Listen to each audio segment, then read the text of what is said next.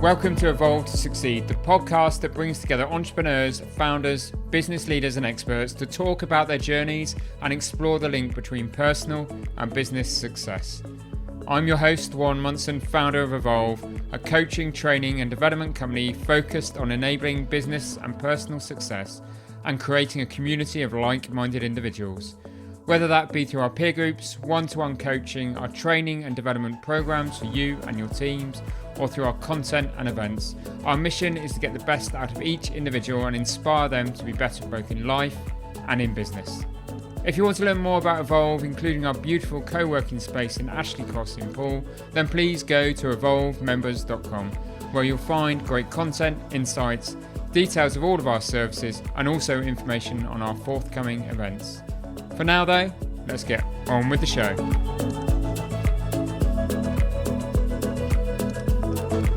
For those who have heard of him, Alastair Humphreys will need no introduction. For those of you who haven't, Alastair is a British adventurer who has taken on and completed some incredible challenges, including cycling around the world, walking across India, traversing Iceland and the Arctic, rowing across the Atlantic and crossing deserts from Oman to Dubai. I first came across Alastair when he spoke at our Inspire conference a few years ago.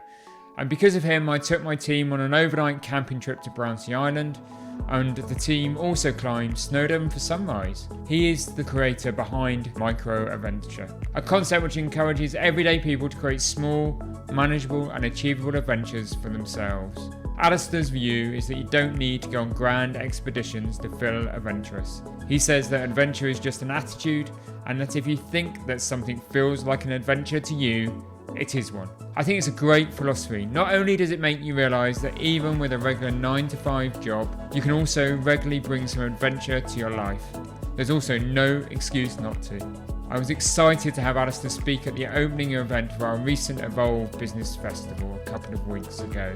But I was even more excited when he kindly agreed to do this podcast with me a few hours before he is due to go on stage.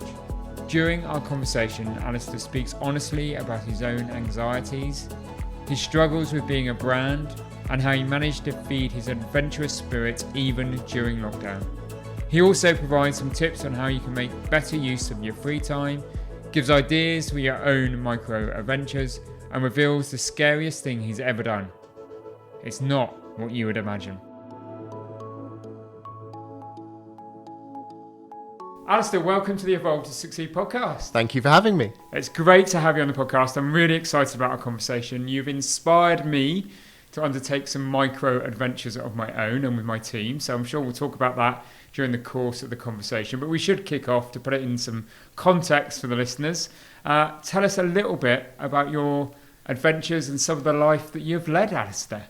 Okay, so I started by having big adventures and they've gone smaller ever since. So I started by spending 4 years cycling 46,000 miles around the world through 60 countries.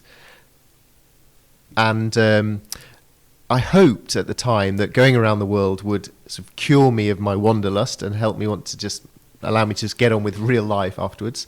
But in actual fact, what I realised by going all the way around the world was quite how little of the world I'd seen. So it actually just gave me an appetite for more adventure.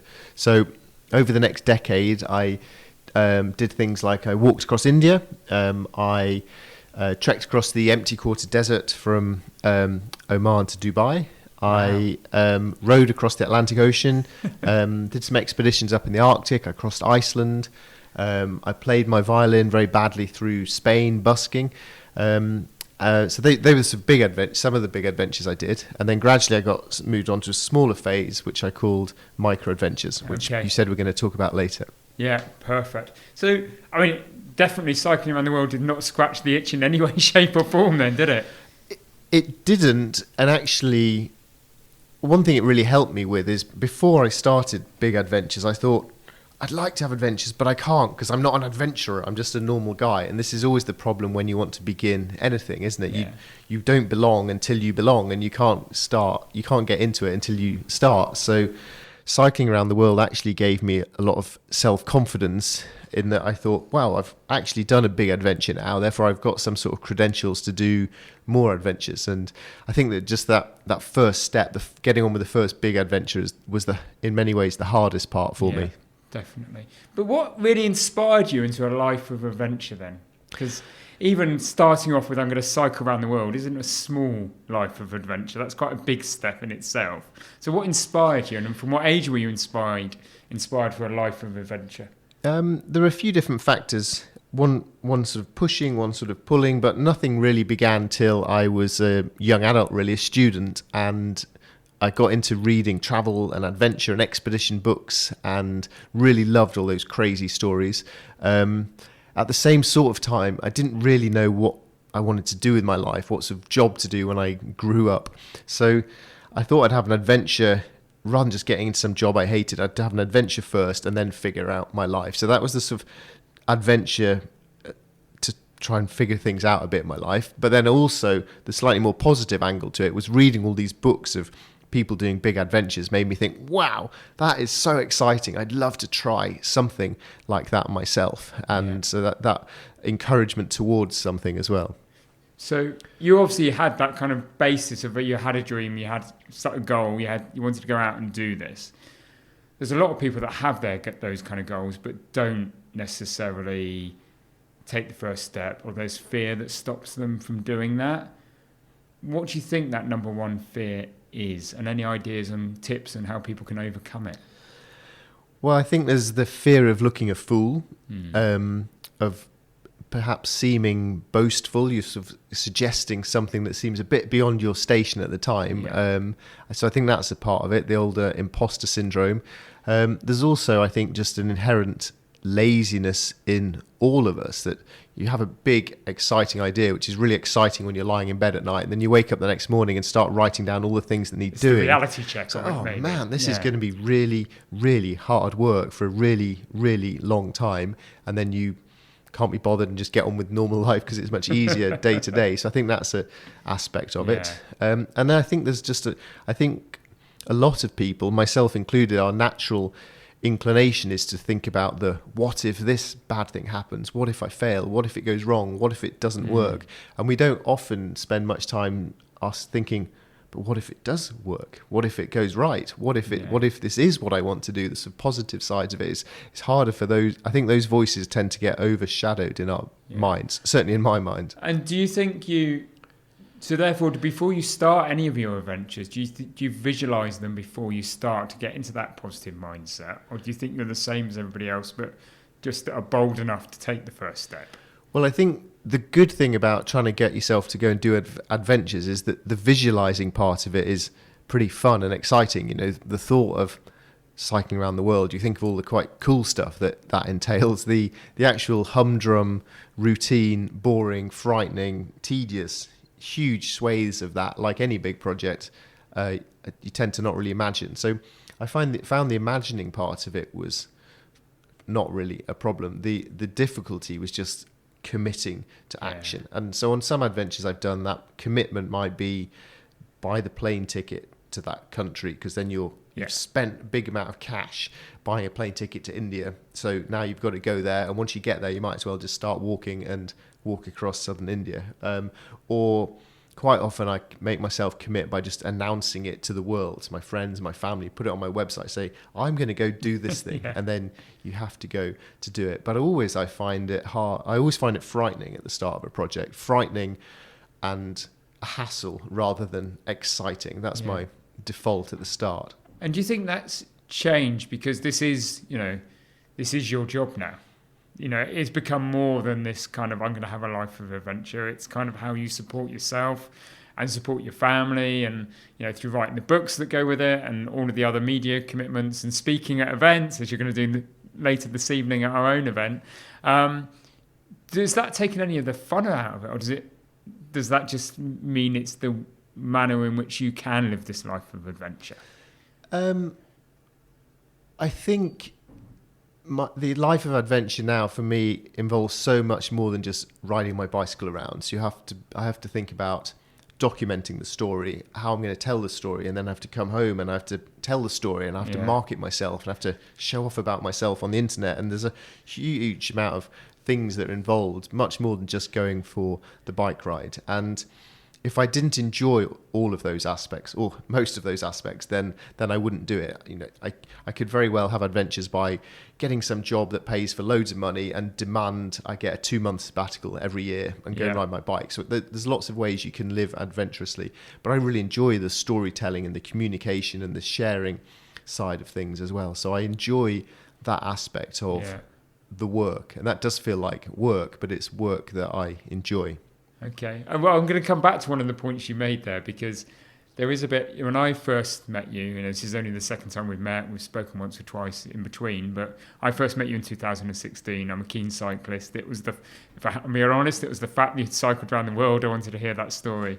And I remember that you got up on stage, and nearly the first thing you said was, "But I'm just like all of you."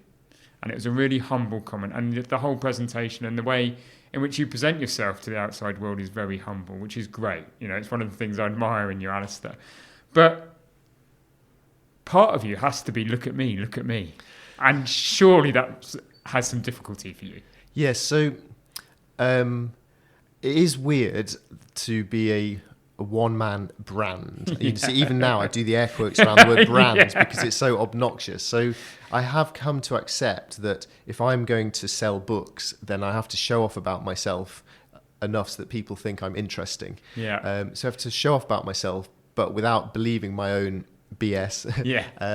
But also I think I do emphasize a lot that I'm an ordinary person, and I do that not in some sort of attempt to be a humble brag. It's just that I know that a lot of the reasons I want people to look at me and say well done is because I grew up feeling very ordinary. I was never very good at anything particularly, and I always wanted to shine in some aspect of life and to do something big and bold and extraordinary with my life, even if that's something as irrelevant really as going on a really long journey and being willing to suffer for a really long time.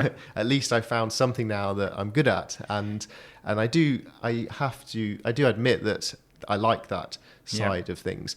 The flip side to that, though, is that I also feel very conscious that my working life as a speaker and a writer is very much dependent on me continuing to be interesting and continuing to have the next exciting, interesting thing. And I really don't like that. And particularly so since lockdown, when for 2 years I've basically done nothing. I feel increasingly, I want my future stories to be at least as interesting as the adventure stories from years ago. And that's a worry that then in a way can take the adventure side from just being a pure fun hobby thing, becomes a bit more of a bigger existential worry then about my hobbies, my purpose, and my working life. And so I suppose we should talk about that horrible C word, COVID, and how it's affected you.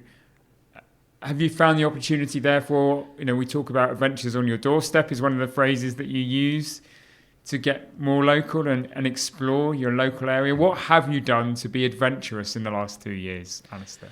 Well, pre-COVID, I'd already spent quite a lot of years doing what I call microadventures and spending a lot of time on the internet trying to encourage people to have short, simple, local, cheap, accessible adventures close to home. And I've been really banging on about microadventures for years now, and I've written a book about it.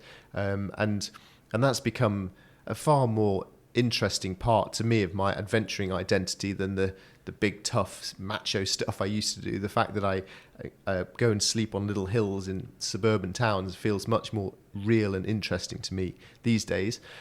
But nonetheless, when COVID and lockdown came, then even my small microadventures were completely curtailed. There was a period where you couldn't really go more than a mile or whatever it was from your front door, wasn't it? We couldn't do anything. And even when we could do anything, I didn't feel comfortable or that it was appropriate for me to be encouraging people off to go do stuff as well. So I started really trying to explore even more locally than I'd ever done before. So I spent a few months trying to run every single street from my front door, like obsessively down Down the little alleyways, down the dead ends, marking it on Strava, really obsessively. But it was fascinating. I found a street 400 meters from where I live. I've lived there for over a decade that I didn't know existed, and I call myself a curious explorer. And there's me finding something new, and I've since spent the last year really trying to rigorously explore the map that I live on. You know those hiking maps? Yes. The hiking maps, the open out, really big ones, but they're only about 20 kilometres by 20 kilometres, each marked into 1 kilometre grid squares. So 20 by 20, you've got 400 squares. I decided to start exploring 1 square a week in great detail. And I worried, as someone who loves going off to far off places, I worried that exploring a little map in suburban southeastern England was going to be so boring and frustrating. Yeah. But the first day that I went out to properly explore 1 grid square, my mind was just exploded. There is so much here. Yeah. I know this map well. I run, I cycle here all the time, but there are so many things I've never seen before. I've never stopped to notice. I've never paid attention. And by the end of the year, I was thinking, I need way more than 1 year to explore this map. I could spend my entire life on this map and not know it well. Because you can explore it through the simple way, the cycling, the footpaths, the running, that sort of thing. But you could get interested in the history of a map, which in England will go back for thousands of years. I could start knocking on people's doors and doing podcasts about the million people who live on that map. The possibilities to live adventurously in one small local place have hugely expanded in my mind since lockdown locked us all down and stopped the exploring. And there's the passion I love about living an adventurous life on your doorstep, Alastair. You've just kind of shown it to our listeners in that short excerpt of what you've been up to. Well, I haven't. It's interesting because I've only just finished my year of doing it about a week or so ago, and I haven't actually done a podcast for 2 years. Partly because of what I said a bit earlier about just feeling fraudulent, really. I'm not really doing anything interesting. So what have I got to talk about? But yeah, it's really what I've really learned from the small things that came from the big things is just to be curious, to force yourself to be curious, to force yourself to be enthusiastic, and to force yourself to begin. And once you force those things, they very quickly start to come naturally and to snowball. And and suddenly there seems to be adventure and possibilities everywhere. Yeah, definitely. And what's your feelings around kind of social media and all of that kind of thing? Because in a way, all of us, and maybe we'll talk about the younger generations in a moment, but all of us are nearly force-fed kind of information, aren't we? Our ability to be curious, some would say, is diminishing because everything we supposedly need is put in front of us and when we pick up our phones. So what's your feelings on technology and how that's making or stopping people being curious? Gosh, I could talk for a long time about this. I mean, on one side, social media has been wonderful and it's made my career possible. It's made what you do every day happen, hasn't it? Yeah, exactly. I'm telling stories and I've been able to grow sufficient of an audience to make it a viable life. Yeah. I've really enjoyed the storytelling aspect. I really enjoy when I'm on an adventure thinking, how will I capture this experience in photos, videos, words and share that? How will I do? I really enjoy that part of it. But I'm also very conscious that if I'm not careful, it can detract from the moment. Rather than me enjoying this meditative, beautiful sunset, I'm thinking, how can I share this meditative, beautiful sunset online and make myself look really popular and clever? So there's social media from that side. Then social media as a consumer, there's the risks of just looking down at your phone rather than looking out at the world. There's the risk of only looking at social media that tells you the things that you already know and that you already feel. But I think with a bit of curiosity, there is so much on there. One thing I started to do with this map was I'd go out, I'd look around the map and I'd take loads of pictures and write notes, and then I'd come home and I'd just start Googling all this random stuff that I'd found. An old drain pipe or a curious kind of parasite on the tree that I didn't know about, or this weird little stream going into an underground culvert or something. And you start Googling and suddenly there's just a rabbit warren of fascinating stuff out there. So I think if you need to be, you need, like a lot of things, you just need to consciously choose how you approach social media as a poster or as a user. Yeah, Does I that answer suppose. your question? I think it does, doesn't it? And how do you think, I've got two young daughters. I know you've got some sons. How do you inspire them into a life of adventure and perhaps away from the social media, the phones, their devices? I think you lead by example. Yeah.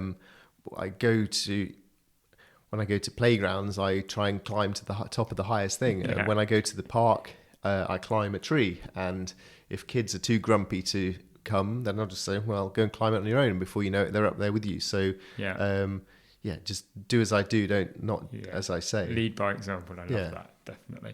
And, talking about micro adventures, so perhaps, just let's explore that further. So, two of the things that we've done as a team is we left the office at 4:00. We walked to Poole Harbour.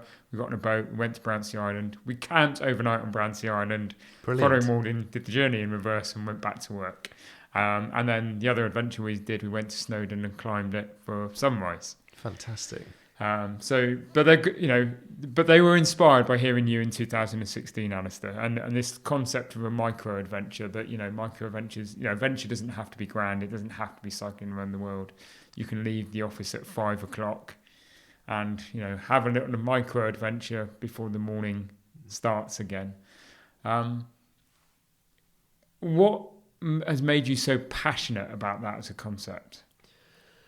Well, you have a choice if you've got a proper working job like you and your team. Responsibility. You can either dream of one day having the adventure of a lifetime and you're sitting in front of your spreadsheets dreaming that one day you'll go on a big adventure, which is great, but you can also try and have a lifetime of living adventurously a little bit every day, trying to squeeze stuff in around the margins of our busy working days. I think what I find interesting about what you did is you with a proper job, you get bogged down with the 9 to 5, and you think, I can't have adventures because of the 9 to 5.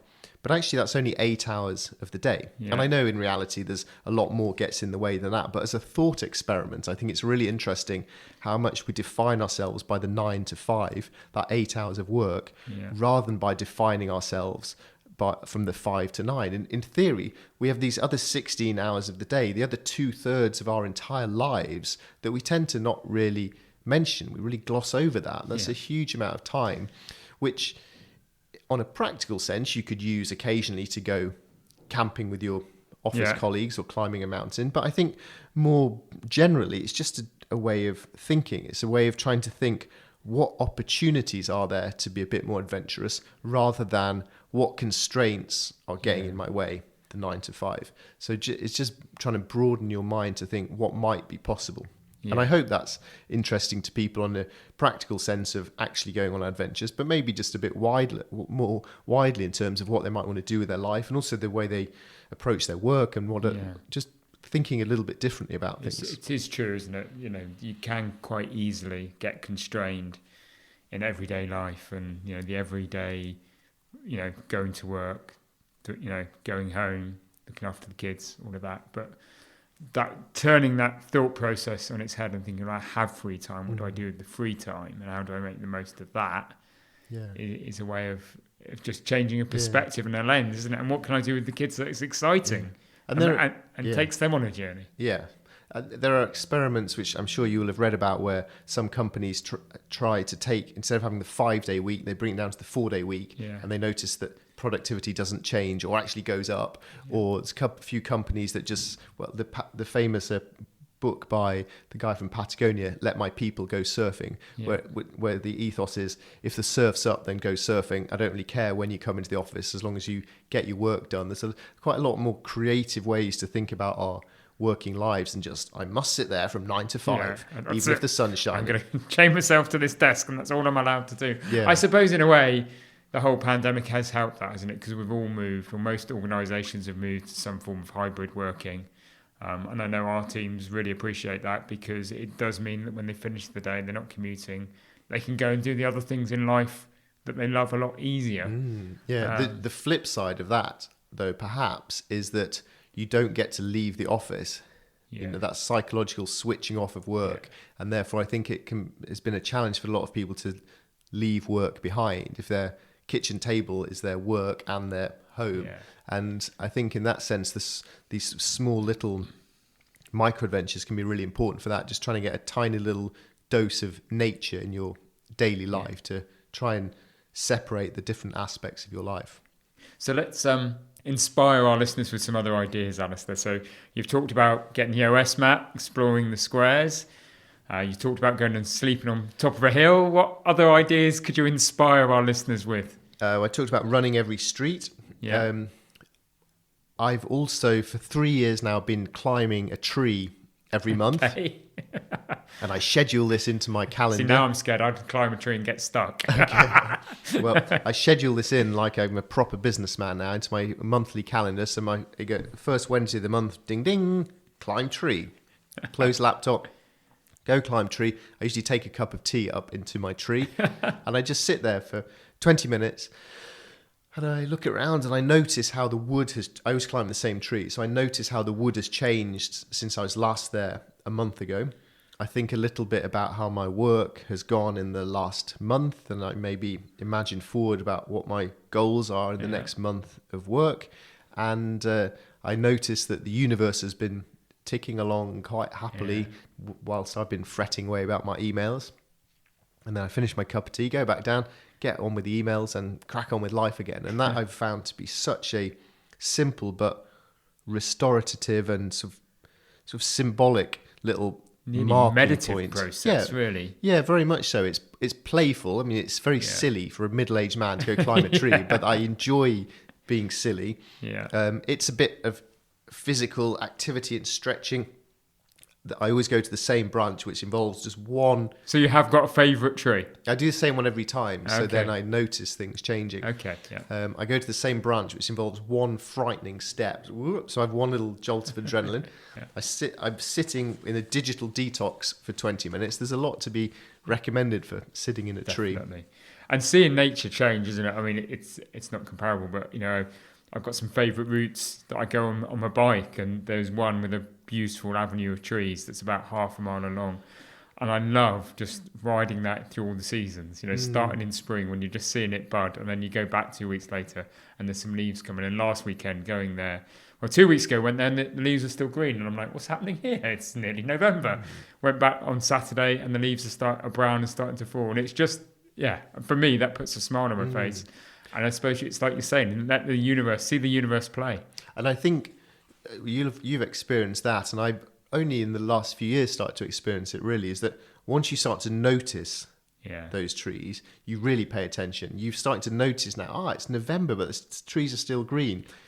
Most people wouldn't notice that change. I've noticed that very much this year. It's very, very green and very late.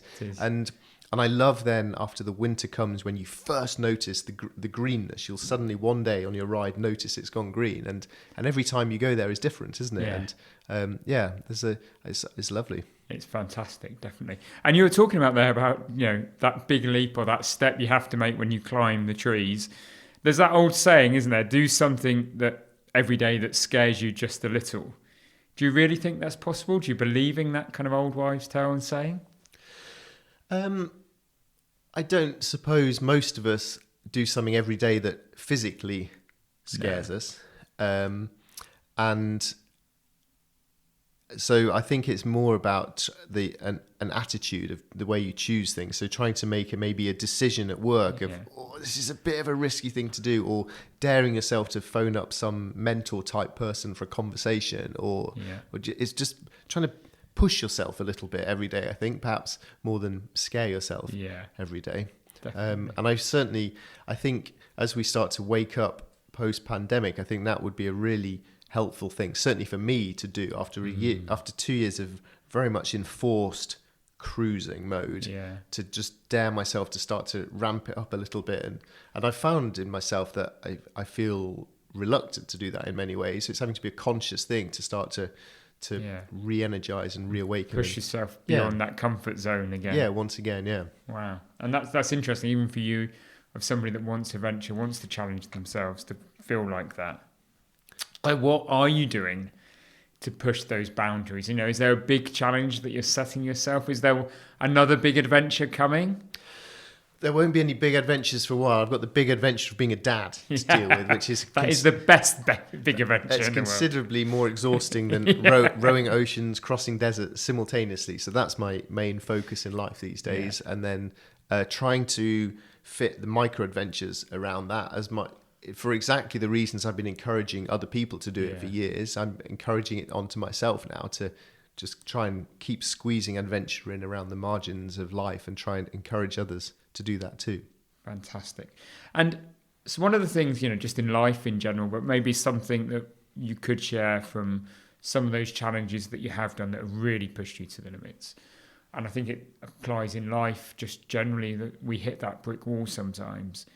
Is there any coping strategy that you've ever developed or mantra that you turn to when you do hit that limit? When you do think you've hit that point where I can't go on, I can't push myself anymore. I can't play the violin in front of people I don't know anymore. I'm going to come back to that story as well because I love that.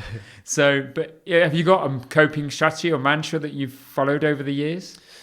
I'm not so sure about a mantra, but I find that one of the reasons my first big adventure was so difficult was because I had no prior experience to fall back on. But as that trip progressed, as I got to some point that I thought was going to be too difficult, either physically or emotionally or logistically or politically with visas or whatever, and somehow found a way to wriggle through it and carry on, that I found so helpful for then the next time it happens is to look back and think, well, I did that before, so maybe I can do this now.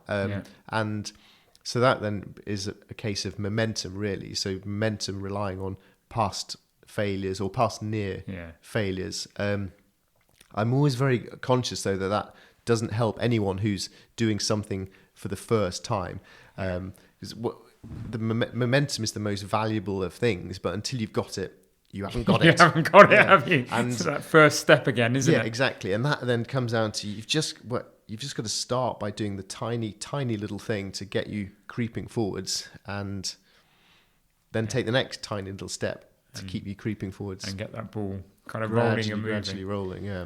So people listening to this will probably think it's all about those adventures of rowing the Atlantic, cycling the world, even the micro adventures, climbing trees, they're all quite physical.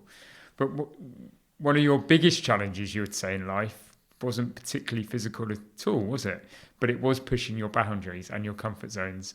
So perhaps tell our listeners the violin story, please. Okay, so this slightly links to the last answer, actually, which I spent 10 or more years doing big expeditions. And when you do anything for 10 or more years, you hopefully get good at it and you get competent at it. And the reasons I wanted to do adventure in the first place was I wanted to push myself, challenge myself, scare myself. I wanted uncertainty and surprise and that gnawing fear of failure with the reward of the excitement when you... The adrenaline of its success. Of its success. That's what I wanted from big adventures. But after 10 years of rowing and running and cycling in wild places in the world, I was pretty good at all of that.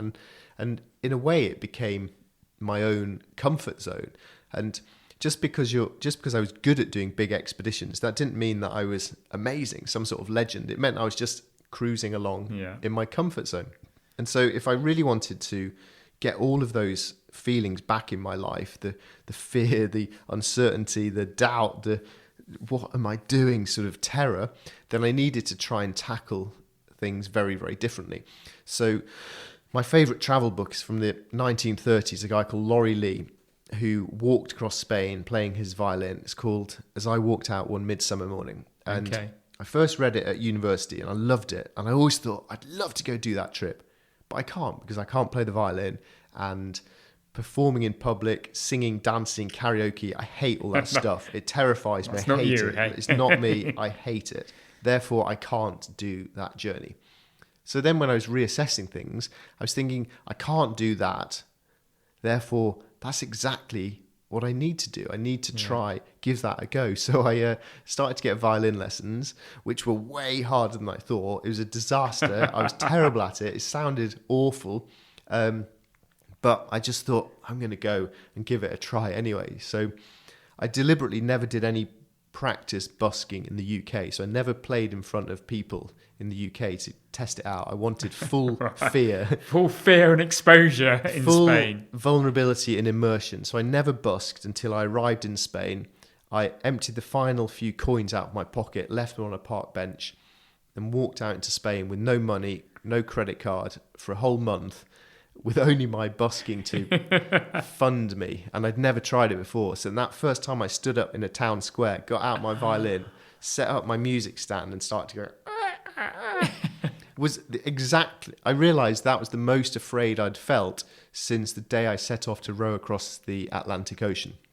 And I found that really interesting because rowing across the Atlantic sounds like quite a scary thing to do. There's big waves and capsize and sharks and death and all that sort of good adventure stuff. What was I scared of here? I was just playing a violin in a sunny plaza on a lovely little Spanish town. That's not scary at all, but I was vulnerable, I was exposed, I was doing something that I wasn't an expert at, I was being a beginner, and as an adult, we're terrified of all of those things. I was worried that people would laugh at me, which is the sort of thing you're meant to worry about at primary school, but actually, most of us, I think, continue to worry about that throughout our whole life, really. I was completely and utterly vulnerable. I was terrified. I was excited. I felt all the same emotions as you might do on top of a big cliff before jumping into a deep river. It was definitely an adventure, and all I was doing was playing the violin, which I hope broadens up the definition of adventure enormously. Absolutely, yeah. And which was why, and I suppose that's probably something for people to take away, isn't it? Is, adventure isn't always physical. Definitely. Yeah. And somebody might be sat there listening to it. Well, I'm not physical. I'm not physically fit. I can't do some of that stuff.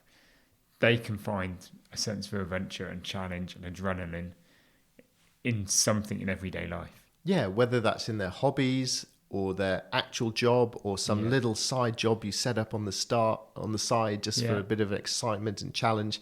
Yeah, I think it's more just an attitude that you choose to charge at life of just thinking, I'm just going to risk looking like an idiot. So I'm going to be curious and enthusiastic and just see what happens and go for it. Explore the horizons. Yeah, and what's the worst that'll happen? I look like a bit of an idiot or whatever. I mean, you need to be careful with what your liability is going to be, but within reason, what's the worst that can happen? Yeah. I'm a beginner. I look like an idiot. Go for it. Explore yourself. And what was really interesting with the Spain trip is that I was really rubbish at the violin. I'm not being humble here. I was really, really rubbish. And I think that actually helped me because people would look at me screeching away and they'd look at me like, what an very timely violining. It's a violin. You may be able to hear it. I tell you what, if you can hear that, that is actually the sound check for my talk later. That is my violin playing. It's terrible, isn't it? Yes, it is. Yeah. So I played the violin really badly, and people would just look at me and they're, what are you doing? And they admire the boldness of just standing there going, here I am. Yeah, this is me. Take it for what it is. And that's a frightening thing to do. It's very different to cycling off across a desert, and actually far more interesting, really. Yeah, absolutely. And you got to the end of the 30 days, I assume? I lived like an absolute king. I earned in 30 days 120 euros. I mean, no man needs 120 euros to live off for a month. You can live like a king for that. So I walked 500 miles to Madrid, following Laurie Lee's route. I slept out in the hills. I cooked my rice on campfires. I bought bread in the morning from the bakery, and when I spent my money, I would play the violin again. And I had a rule that whatever money I earned that day, I had to spend it all immediately, so that the next time I got to a town, I was back to zero, back to desperation levels. There was no reserves. No, so it was boom or bust. So sometimes it was half rations and dry bread. One day it was one day I could afford an ice cream, and when you can actually, when you've earned an ice cream, that's proper. That's satisfaction. Perfect. So, as we round up our conversation, Alastair, just any last hints and tips that you'd want the listeners to take away about adventure being on your doorstep, the ability to undertake micro-adventures? There must be some critical tips that you would give. Yeah, I would, on an actual adventure level, I would say get the map that you live on, the hiking map that you live on, and go out and explore some footpaths and bridleways close to you. Perhaps try and visit every pub on your map or every church, whatever floats your boat. But look at your local map and go somewhere you've never been. If you go somewhere you've never been, you're being an explorer. Beyond that, I would challenge you to ask yourself really thoughtfully, ideally with a piece of paper and a pen, what does living adventurously mean to me? To riff on that a bit. What does living adventurously mean to you? Think of the big things that involves, and then think of the very first tiny little step in that direction to get you moving, and then dare yourself to do it by this weekend. And Fantastic. Then you're off. You're off. You're up and running. It is called the Evolve to Succeed podcast, and as I end every podcast, I use the same question. So I'm going to ask the same of you, Alastair. What is your personal definition of success? Wow. Well, interestingly, it will have evolved very much over many years. And I'm very glad it took me years to allow my definitions of things to evolve. For many years, I thought adventure equals this. My identity equals this. Even though 20 years was passing and I was very much changing. So allowing your definitions to evolve, I think, is really helpful and important. Definitely. So these days, success for me would be to just be, get to the end of the day feeling that I'm calm, that I'm feeling happy, that I've got 1,000 words of my next book written, that I've been out into nature a bit and I've been a good dad and friend for the day. That's all I'm after these days. A perfect definition. Thank you. I've really enjoyed our conversation, Alastair. I'm looking forward to hear you speak later at the festival. And thank you for being a great guest on the podcast. If people want to learn more about you, Alastair, where can they go? Well, as I've spent a lot of time showing off about myself on the internet, Yes. If you type in Alastair Humphreys into your social media or website, you should find me. And I've got books on Amazon, got a podcast, and I've got some really bad violin playing on YouTube as well. Perfect. Your microadventures book is superb. It's brilliant. I do recommend it, listeners. It does get the mind going as to what's achievable. So thank you once again, Alastair. Brilliant. Thank you for having me.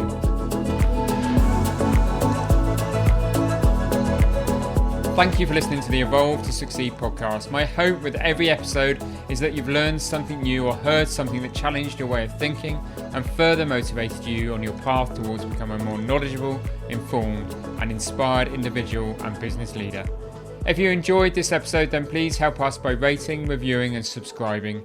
We really value your feedback and would love to have you along for future episodes. And please don't forget to learn more about Evolve by going to evolvemembers.com. Thank you for listening. See you next week.